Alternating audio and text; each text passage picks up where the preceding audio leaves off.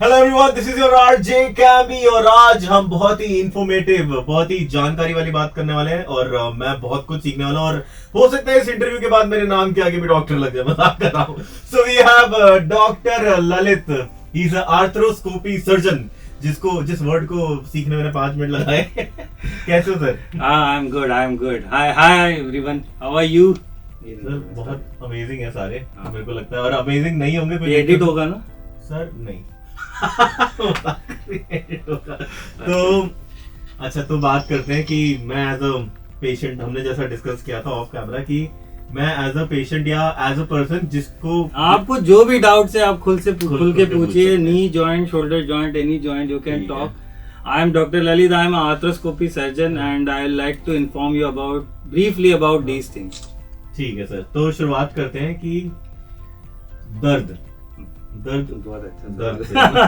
दर्द से तो अगर कोई आपके पास आता है कि मेरे को तो बहुत तेज दर्द हो रहा है, तो आप सबसे पहले आपका क्या रहता है कि आप क्या चेक करते हैं? सो लेट्स से कि पेशेंट मेरे पास ओपीडी में आता है। आज हम सिर्फ नी के बारे में बात करते हैं, बाकी जॉइंट्स हम बाकी टाइम के लिए रखते हैं और इंटरव्यू में दूंगा ऑब्वियसली, बट आज के लिए नहीं रखते। सो लेट्स से कि मेरे पास पेशेंट आते हैं ओपीडी में, वॉक इन आया, बोल रहा है कि मुझे घुटने में दर्द हो रहा है, तो फर्स्ट थिंग मेरे दिमाग में क्लिक होती है कि ये घुटने का दर्द का ओरिजिन क्या है, क्या उसके पीछे। फिर मैं पहले तो बिफोर एग्जामिनेशन हम लोग पेशेंट से प्रॉपरली हिस्ट्री लेते हैं, इंजरी हुई कैसे, कब हुई है, इंजरी जब हुई है तब पेशेंट का घुटने का पोजीशन क्या था, क्या ये इंजरी या ये जो दर्द है ये इंजरी के वजह से हुआ है या over a period of time develop हुआ है। सो जब आपके पास 2 पेशेंट कैटेगरी आते हैं, एक पेशेंट आता है यंग पेशेंट, एक कैटेगरी आता है old patient. Let's talk about the young patient first. So जब यंग पेशेंट आपके पास आते हैं और आपके पास इंजरी के बाद अगर दर्द होने की कंडीशन आती है, सो मेनली इन पेशेंट्स को कहीं ना कहीं डिसलोकेशन हुआ होता है, कहीं ना कहीं मेनिस्कस जो घुटने के अंदर एक वॉशर होता है उसमें चोट लगने के वजह से पेन हो सकता है। सेकेंड थिंग, अगर मान लो पेशेंट को इंजरी नहीं है बट पेन की कंप्लेंट है, then we examine patient in detail. So कुछ कंडीशन जैसे हम बास्केटबॉल खेलते हैं, बैडमिंटन खेलते हैं, रनिंग करते हैं, जंपिंग करते हैं, इसमें कुछ बोनी पॉइंट जो होते हैं घुटने के आसपास ओवर यूज के वजह से इंजर्ड हो जाते हैं। सो जैसे पेशेंट हमारे पास ओपीडी में आता है, हमको पहले ये चीज रूल आउट करनी पड़ती है कि पेशेंट को जो दर्द हो रहा है ये एक्यूट इंजरी की वजह से या क्रोनिक इंजरी की वजह से।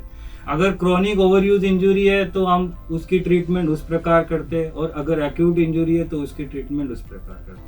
जो सेकेंड कैटेगरी वाला ग्रुप होता है, जो ओल्ड एज का पेशेंट होता है, जिसमें लेट से 50+ पेशेंट है और नी पेन आ रहा है, देन वी हैव टू सी कि नी पेन क्यों हो रहा है, एंड उस हिसाब से we investigate patient and get the x-ray. Mostly when patient crosses 50-55 years age group, age related degeneration शुरू होने लग जाता है, घुटना थोड़ा खराब होने लग जाता है एंड दर्द देने लग जाता है। तो वी हैव टू कैटेगराइज कि कौन से स्टेज में पेशेंट हमारे पास आ रहा है and then we treat accordingly. Sir, you writer you said कि एक्यूट एंड क्रॉनिक, तो acute does it mean a small?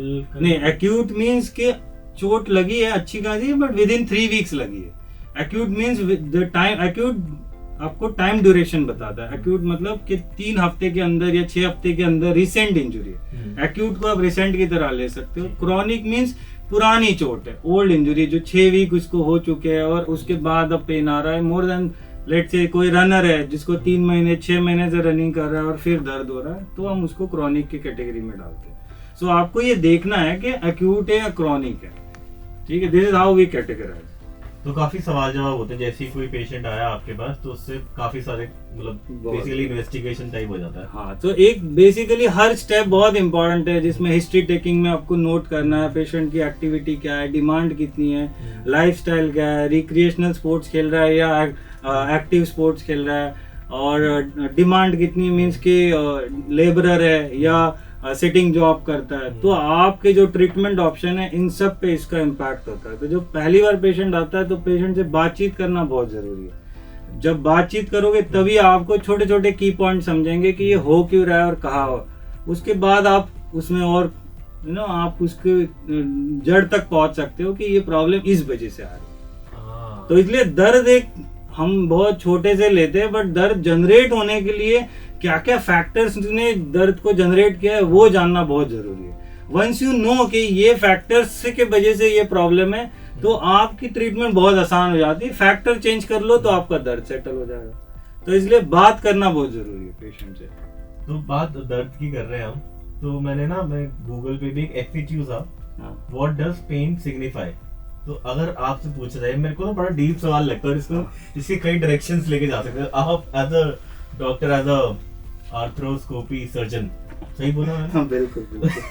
क्या क्या कहेंगे उसको? देखो, दर्द मेरे हिसाब से ना, दर्द बहुत ऐसी चीज है, कुछ लोग दर्द को बहुत ही इंपॉर्टेंस देते हैं, बट दर्द मेरे हिसाब से सबसे इम्पोर्टेंट फैक्टर आपकी क्वालिटी ऑफ लाइफ है। अगर आपके लाइफ में पेन है, दर्द है, और आपकी क्वालिटी ऑफ लाइफ उससे अफेक्ट हो रही है, तो वो पेन सिग्निफिकेंट है। बिकॉज बहुत सारे लोग मेंटली डिस्टर्ब होने लग जाते हैं। शुरुआत में तो दर्द को सह लेते, बट जैसे मान लो किसी को नी पेन इतना ज़्यादा है कि वो स्क्वाट्स नहीं कर पा रहा है, जिम नहीं वर्कआउट कर रहा है, और उसकी लाइफ में इस चीज़ का इम्पोर्टेंस है, तो वो डिप्रेस होने लग जाता है। विद टाइम वो इंटरेस्ट लूज करने लग जाता है। इसलिए पेन को निगलेक्ट नहीं करना चाहिए। पेन बहुत इंपॉर्टेंट कंप्लेंट है।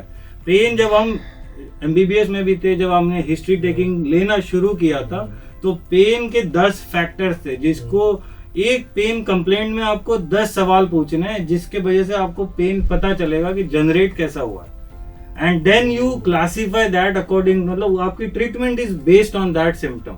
सो पेन बहुत इंपॉर्टेंट सिम्टम है। वो जो 10 सवाल हैं, 10 में से कुछ 3-4 बता सकते हैं इंपॉर्टेंट सवाल? मतलब पेन वही है, पहले एक्यूट हुआ है या क्रोनिक हुआ है, इंजरी से हुआ है, नॉन इंजरी से हुआ है, पेन के साथ एसोसिएटेड कंप्लेंट्स है क्या, जैसे इंस्टेबिलिटी है, घुटने में लचक आ रही है, नहीं आ रही है, नाइट टाइम पेन है क्या, पेन एक ही जोड़ में या बहुत सारे जोड़ में है, पेन की सिवियरिटी कितनी है, एक दर्द की गोली से पेशेंट का दर्द ठीक हो रहा है या बहुत सारी दर्द की दवाइयाँ खानी पड़ रही है, और दैट इंडिकेट्स कि पेशेंट की कंप्लेंट्स की सिवियरिटी कितनी है। लेट्स से मेरे पास एक पेशेंट आता है और बोलता है कि मुझे एक गोली खाने से ठीक हो रहा हूँ मैं, then I will not give importance to that pain. But let's say कि एक पेशेंट बोल रहा है कि मैं पिछले 1 महीने से दर्द की दवाई पे जी रहा हूँ, सो वो पेन बहुत सिग्निफिकेंट पेन है। That means I have to address that complaint very wisely. अगर मैं उस कंप्लेंट को ट्रीट नहीं करूंगा तो पेन मेडिकेशन उसके बाकी ऑर्गन्स खराब कर देंगे, है ना। तो पेन बहुत इंपॉर्टेंट। तो ये सारे फैक्टर्स है। इसके अलावा एसोसिएटेड कंप्लेंट्स भी आपको जाननी है। पेन के साथ स्वेलिंग आ रही है क्या, रेडनेस आ रहा है क्या, वार्मथ आ रही है क्या, लचक आ रही है क्या, तो उसके हिसाब से डायग्नोसिस आपका चेंज होगा। पेन डल लेकिंग है क्या, मतलब स्मूथ पेन है या शार्प शूटिंग पेन है, बर्निंग पेन है, तो पेन के भी बहुत सारी वैरायटीज है, तो उस हिसाब से we treat it. So complaint में पेन बहुत इंपॉर्टेंट, हिस्ट्री का इंपॉर्टेंट पॉइंट है कि पेन जानना बहुत जरूरी है कि कहाँ से ओरिजिनेट हो रहा है, किस वैरायटी का है, कैसे आप पेशेंट अपने आप, क्योंकि देखिए स्पेशलिटी डॉक्टर के पास पेशेंट पहली बार नहीं आता। यूजुअली पेशेंट घरेलू नुस्खे अपनाता है, फिर लोकल अपने कोई फैमिली फिजिशियन को दिखाता है। जब सारे हथकंडे फेल होते तब वो स्पेशलिटी डॉक्टर के पास आता है। सो वी हैव टू सी के अगर पेशेंट मेरे पास आ रहा है तो इसका मतलब कोई ना कोई प्रॉब्लम है, इसीलिए आ रहा है, तो we have to evaluate accordingly. जैसे आपने बोला कि नाइट पेन होते हैं, अलग अलग टाइप के पेन होते हैं। मान लो फॉर इंस्टेंस किसी को बहुत जोर से रात को भयंकर घुटने पेन हो रहा है और लेट्स हाइपोथेटिकली थिंक कि कोई अवेलेबल नहीं है, डॉक्टर अभी कहीं नहीं जा सकता, तो उसको अगर वो गोली खा लेता है वो नहीं ठीक हो पाता है, या तो क्या करे वो? देखो, नाइट पेन यूजुअली तो पेशेंट को रुला के रखता है, क्योंकि नाइट टाइम पे सारे लोग सो रहे होते हैं और आप 1 से 4 जगे हुए होते हो, है ना, तो पेशेंट परेशान। Night pain is a very severe complaint. It indirectly indicate usually night pain होता क्यों है, जनरेट क्यों होता है, ये पहले समझो, तब आप समझोगे कि इसकी ट्रीटमेंट क्या है। नाइट पेन जनरेट इसलिए होता है क्योंकि जब हम दिन में अवेक होते हैं तो जो हमारे मसल्स एक्टिव होते हैं, मसल का हमारे टोन होता है, तो मसल का एक टोन होता है, बेसिक टोन होता है, जिसके वजह से मसल, आप बैठे हो तो भी आपके बैक मसल, लेग मसल एक रिलेटिवली एक्टिव होते हैं, सोए हुए नहीं रहते। तो जब मसल के टोन के वजह से जोड़ का सरफेस है ना एक दूसरे से सेपरेटेड रहता है। जैसे ही आप सोते हो, आप नींद में आपके मसल का टोन उतर जाता है, तो जैसे ही मसल का टोन उतरता है तो जोड़ का सरफेस एक दूसरे से चिपकने लग जाता है। जब ये एक दूसरे से चिपकता है तो आपको दर्द शुरू होता है। तो या तो आपको अर्थराइटिस है, यानी घुटना आपका खराब हो रहा है जिसके वजह से नाइट पेन आ रहा है, या तो आपको घुटने के अंदर सीवियर इन्फ्लेमेटरी प्रोसेस चल रही है या इन्फेक्शन चल रहा है। तो आपको कारण ढूंढना पड़ेगा नाइट पेन हो क्यों रहा है। तो नाइट पेन के यही कारण होते हैं, इसमें से एक कारण में पेशेंट को लेबल करना पड़ेगा, जिसके लिए आप इन्वेस्टिगेट करोगे और लेबल करके यू विल डिसाइड कि करना क्या करना नहीं। एंड इसीलिए नाइट पेन बहुत प्रॉब्लम देता है पेशेंट को। सो मेडिकेशन से यूजुअली नाइट पेन आसानी से नहीं जाता, पेशेंट को भी पता होता है ये कि वो जाएगा नहीं। तो बस रात काटे किसी तरह। हाँ, अगले दिन पेशेंट विजिट करता है, 2-4 नाइट काट लेता है पेशेंट, बट इंडिया में पेशेंट टेक्स टाइम, इतने आसानी से नहीं आता। मैं नहीं जाऊंगा। हाँ बिल्कुल। So patient takes time. We also understand that there are logistic problems, financial problem, कोई लेके जाने वाला नहीं होता, एंड ना बहुत सारी चीजें होती है। लोग डरते हैं कि डॉक्टर सर्जरी बता देगा, लोग डरते हैं डॉक्टर MRI बोल देगा, महंगे इन्वेस्टिगेशन लिख देगा। तो मेरा एज अ डॉक्टर मेरे को ये पता होता है कि पेशेंट को ना बैकग्राउंड में सब कुछ पता होता है कि ये है और ये करना पड़ सकता है। आज की डेट में सोशल मीडिया से इतना अवेयरनेस आ चुका है कि ओवरऑल पेशेंट को अपनी ट्रीटमेंट पता होती है, बट यूजुअली पेशेंट अपने मन के हिसाब से ट्रीटमेंट ढूंढने की कोशिश करता है। जब तक उसको वो ट्रीटमेंट मिलती है वो कंटिन्यू करता है, जब उसको लगता है कि अब ठीक नहीं हो रहा तब वो आगे बढ़ता है। तो ये तो आपने काफी गहरी बात। हाँ, ये रियलिटी है। इसका क्या सोल्यूशन है? क्या इसका सोल्यूशन ये होता है, देखिए इसका कोई सोल्यूशन नहीं है। जब पेशेंट को यूजुअली आप अपने आप को भी अगर मैं देखूं तो मुझे भी पता होता है आधे टाइम मेरे प्रॉब्लम्स का solution, not as a doctor but otherwise also, कि इसका इवन हम डेली बेसिस के भी हमारे प्रॉब्लम्स आते हैं, उसके भी सोल्यूशंस हमको पता होते हैं, बट वी ये ना टेंडेंसी होती है हमारी पोस्टपोन करने की, आज नहीं कल देख लेते, कल नहीं परसों दे। इसमें कभी कभी ना नुकसान भी हो जाता है। सो मैं ये सजेस्ट करूंगा कि शुरुआत में आप नो डाउट आप अपना घरेलू ट्रीटमेंट कर लो, थोड़े एक्सरसाइज भी कर लो, बट जब प्रॉब्लम आपको ज्यादा लग रही है तब वेट मत करो। बट और ये हमेशा ना आप मन का ऑप्शन ढूंढने की कोशिश मत करो, कभी कभी आपके मन जैसी नहीं हो सकती, तो पहले आप सही डॉक्टर ढूंढो जिनसे आप सलाह ले सकते हो। Trust your doctor and follow your doctor, sometimes they will help you. ऐसा नहीं है कि हमेशा ही डॉक्टर गलत ही बोलेगा। हमेशा ये आजकल ना ये कहानी ऐसी चलती है ना कि भाई ये सर्जरी बोलेगा, ये भाई ये बड़े बड़े इन्वेस्टिगेशन बोलेगा, तो जरूरी नहीं है, कभी एक गोली से भी काम चल जाता है। हाँ, क्या पता। तो एक बार कुछ भी नहीं करना पड़ सकता, कभी बात करके भी पेशेंट ठीक हो जाते हैं कि भाई आपको हम काउंसलिंग भी, मेरे पास 70-80% पेशेंट ऐसे आते हैं जिनको प्रैक्टिकली काउंसलिंग की जरूरत होती है। They don't need treatment, just उनको सिचुएशन के लिए अवेयरनेस कराना है कि भाई ये आपका प्रॉब्लम है, ये इस तरीके से बिहेव करेगा और इसका ये सोल्यूशन है। If you make aware the patient about the problem, patient बहुत ही आसानी से प्रॉब्लम झेल लेता है बिना मेडिकेशन के। बट जब तक पेशेंट को ये पता नहीं होता ना क्या है, तब तक पेशेंट प्रॉब्लम में रहता है। इसीलिए एक बार मिलना जरूरी है कि आप सिचुएशन को समझो। सिचुएशन अगर वो डॉक्टर कंफर्टेबल है बोलता है तो आपको कोई टेंशन नहीं लेना है, अगर इन्वेस्टिगेट कर रहा है तो कराओ। तो ये बात मतलब सच निकली, कहते हैं ना, कितनी बार कहते हैं कि डॉक्टर के पास जाते ही ठीक हो जाती है बीमारी, आती ये हो जाता है। ये आज की डेट में देखिए हर बंदा अवेयर है कि सामने वाले को भी कुछ हद तक नॉलेज है। यूजुअली जितने बंदे मेरे पास आते हैं ओपीडी में, जितने पेशेंट आते हैं, बिलीव मी, सारी प्रोफाइल पढ़ के आते हैं, सारे रिव्यूज पढ़ के आते हैं, and they know everything about me and they know everything about their problem as well. ऐसे नहीं आते। सो आपको जरूरी नहीं है कि हर चीज का सोल्यूशन घर पे मिले। कभी कभी आप एक होता है ना, वो वैष्णो देवी में आप जाते हो तो सामने पिट्ठू होता है जो सिर्फ बोलता है कि हाँ पीठ पे हाथ लगाता है, बोलता है चलो, चलना तो आप ही को ultimately, but sometimes you need that पिट्ठू in your life as well. So जब आप डॉक्टर के पास जाते हो, कभी कभी हम आपको इस तरीके से भी हेल्प करते हैं कि that we boost your morale, कि भाई ठीक है आप एक्सरसाइज करो, ये करो, वो करो, एंड पेशेंट करने लग जाता है। लाइफस्टाइल ऐसी है, मतलब बात करने से बात बनती है। तो बिल्कुल इलाज ही सब कुछ नहीं है, MRI सब कुछ नहीं है। बिल्कुल I agree with that. MRI सब कुछ नहीं है, अपना सर्जरी सब कुछ नहीं है, दवाई सब कुछ नहीं है।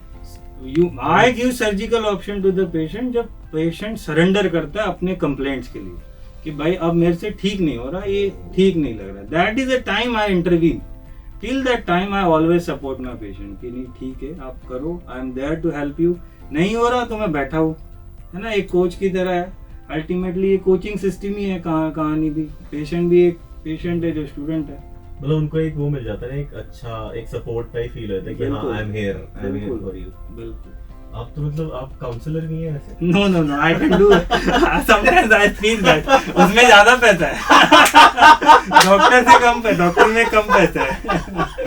अच्छा वो लोग आप अब तो बताइए इस जमाने में कि घुटने में दर्द पहले 70-80 साल के एज में होता था, हाँ। मतलब टिपिकल जो ओल्ड एज वाला घुटने का दर्द था बहुत जल्दी शुरू हो गया है। एक्चुअली क्वालिटी ऑफ लाइफ ना चेंज हो गई है। अभी पहले लोग इतने एक्टिव नहीं थे। आज के डेट में 60 साल का पेशेंट आके ये नहीं बोलता कि मुझे ठीक होना है, ये बोलना है कि मुझे अगला, लेट से कि किसी को वैष्णो देवी जाना है तो बोलेगा मुझे वैष्णो देवी जाना है, तो मैं उसके लिए ठीक होऊंगा कि नहीं। सो इंडिकेशन चेंज हो गया, लोगों के लाइफस्टाइल चेंज हो गई है। 60 साल का पेशेंट ये नहीं चाहता कि यार मेरे को चोट लगी मैं बेड रिडन हो जाऊँ या हाउस बाउंड हो जाऊँ। वो चाहता है कि मैं बाहर निकलूँ, अपना स्पोर्ट्स या रिक्रिएशनल एक्टिविटी करना है वो करूँ। तो पेशेंट रिकवरी में ये चाहता है, तो आपकी ट्रीटमेंट ऑप्शन भी उसी हिसाब से चेंज होगी, है ना। पहले ऐसा नहीं था, पहले अरे चोट लगी कोई नहीं, मैं ऐसी जिंदगी जी लूंगा बट मैं हाथ नहीं लगाऊंगा। और स्पोर्ट्स का भी आज के डेट में यंग जनरेशन ही बहुत सारे स्पोर्ट्स कर रहे हैं। मतलब मैं देख रहा हूँ अवेयरनेस काफी ज्यादा लोग। मैंने तो जब मैं बच्चा था तो मैंने कभी आयरन मैन कॉम्पिटिशन भी नहीं देखा, और मैं आज के डेट में इतने सारे पेशेंट्स और डॉक्टर्स भी देख रहा हूँ जो आयरन मैन या iron lady type tough competition थे, जिसमें रनिंग है, स्विमिंग है, साइकिलिंग है, ऑलमोस्ट 7-8 आवर्स का मेहनत है और लोग कर रहे हैं, कंप्लीट भी कर रहे हैं। तो डिमांड बढ़ गई है तो इंडिकेशन चेंज होंगे, टेक्नोलॉजी चेंज हो गई है तो इंडिकेशन चेंज होंगे। आसान हो गई ये चीज़ें, इजीली अवेलेबल भी है, नॉलेज भी इजीली अवेलेबल है, तो लोग लगता है कि ये मैं करके ठीक हो जाऊँ। तो आप क्या सजेशन देते हैं उस क्वालिटी ऑफ लाइफ जो है उसमें क्या चेंजेस ला सकते हैं जिससे थोड़ा सा डिले हो जाए ये दर्द?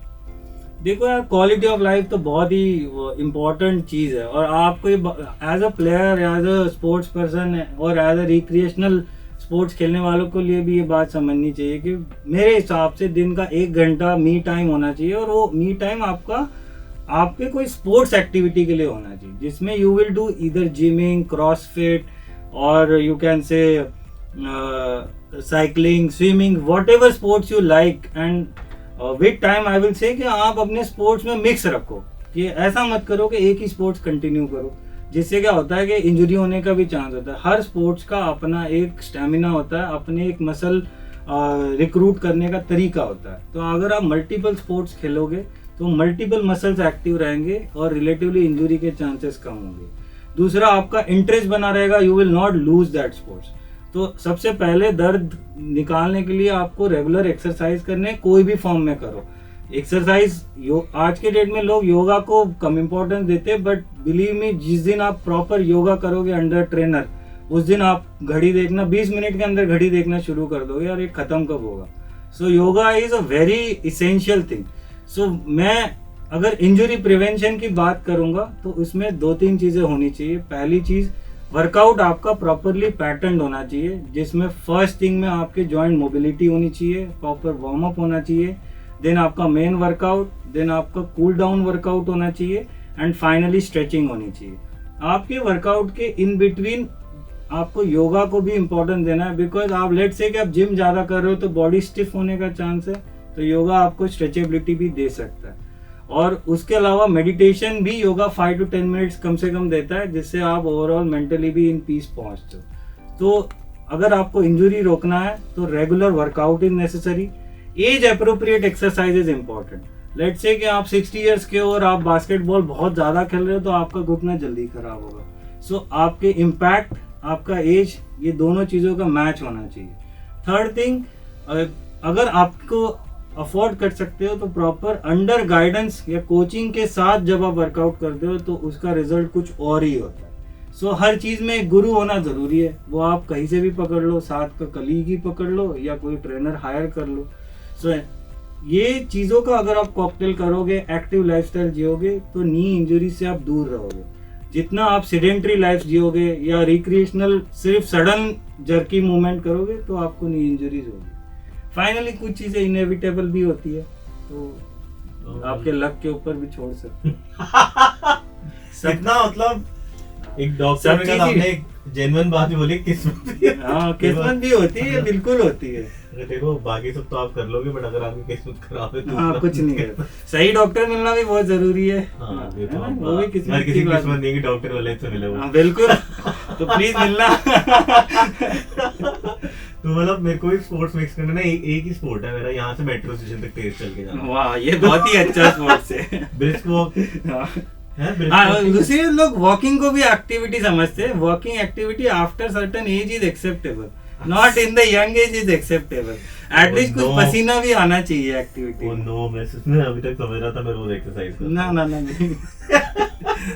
सही है, आपने तो काफी कुछ बता दिया। मैं तो ये भी नहीं बोल सकता कि एंड में कोई मैसेज देना चाहेंगे, आपने तो एकदम, फिर भी आप दे दो कुछ तो दे। Stay active, stay fit, if you have issues please let us know. बहुत बढ़िया, thank you doctor Lalit, Thank you. आपने काफी और रोशनी डाली इन सब चीजों पर। इलाज के साथ साथ आपने शब्द भी डाले कि शब्द भी, बातें भी इम्पोर्टेंट है, नहीं, कोच होना बिल्कुल। बहुत जरूरी है।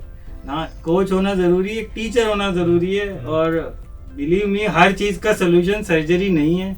अगर आपकी कोई ऐसे प्रॉब्लम है तो please make visit us, at least हम लोग आपको गाइड तो करें कि करना क्या है ना। फिर तो आपको मैंने बोला था इंटरव्यू की स्टार्टिंग में बहुत कुछ सीख के जाऊंगा। तो अगर आपको दर्द हो रहा है, आपको रात को पेन हो रहा है, तो 3-4 रातें मत निकालिए, अगली सुबह ही डॉक्टर के पास चले जाइए। जरूरी नहीं है कि आपको सर्जरी करेंगे, हो सकता है बाद से भी ठीक हो जाए। Thank you thank you very much, thank you.